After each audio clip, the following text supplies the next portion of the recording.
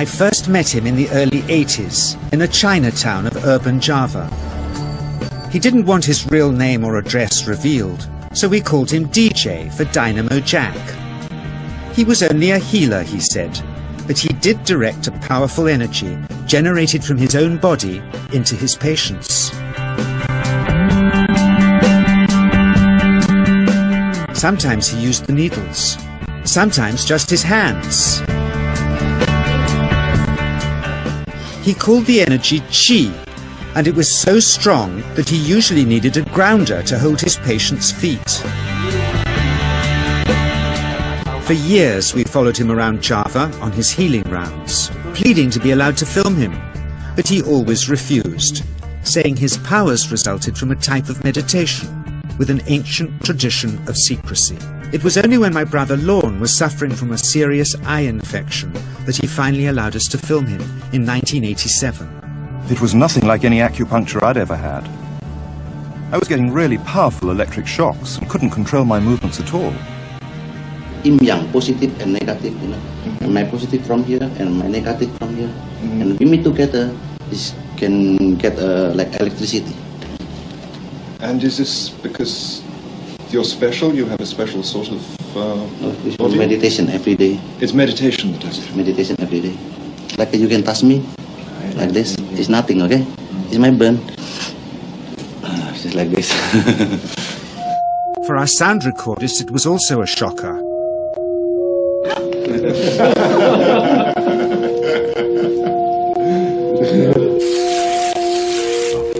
He then took our newspaper outside and showed us how Qi can also be used to set things on fire.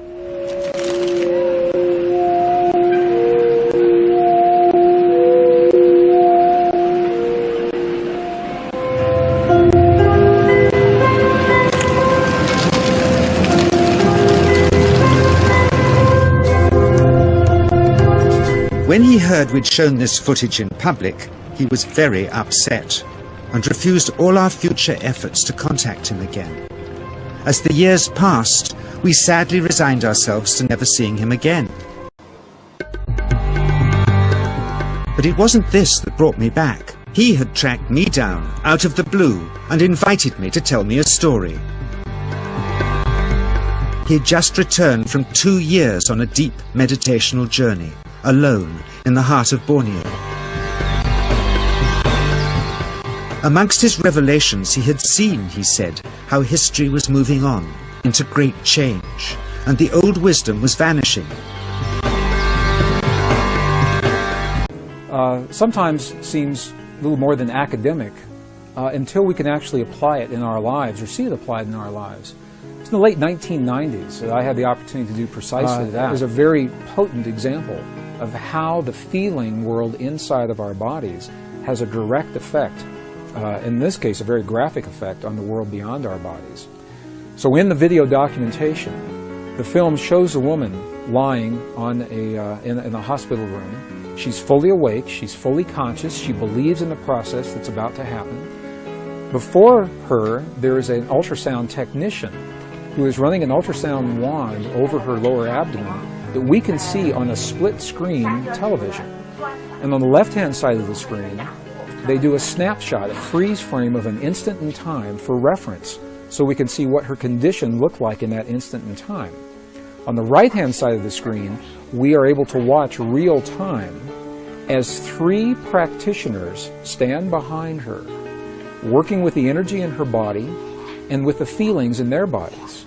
And what they do is they began to chant a word that to them they've agreed upon, that reinforces the feeling within them that she's already healed. The chant essentially says already healed, already done.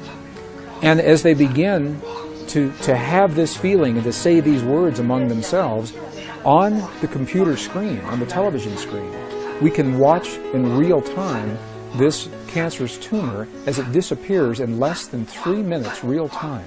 It's not like time-lapse on a documentary where you see a rose unfold in 30 seconds in something that normally takes days. This literally happens in less than 3 minutes. Her body responded to the feelings of the practitioners who were trained to have the kinds of feelings that they were having.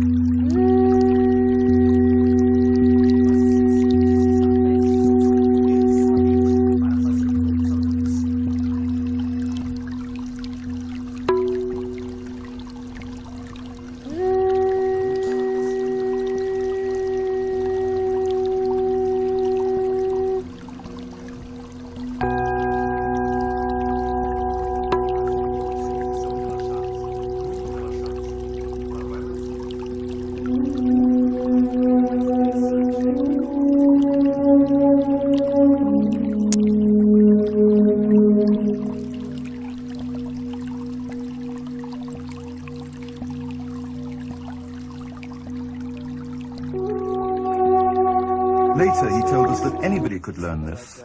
God had given us all the yin-yang polarity, but it takes discipline and meditation to awaken and control it.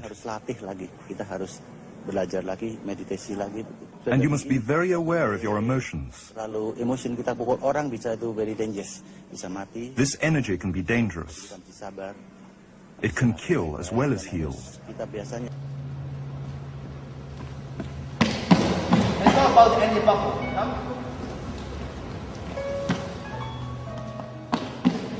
When your energy are routed properly, the positive ion will reach the ground and displace negative energy from underground. The ground is negative ions. This is positive ion. Just like air have ion, right? Everything have ions.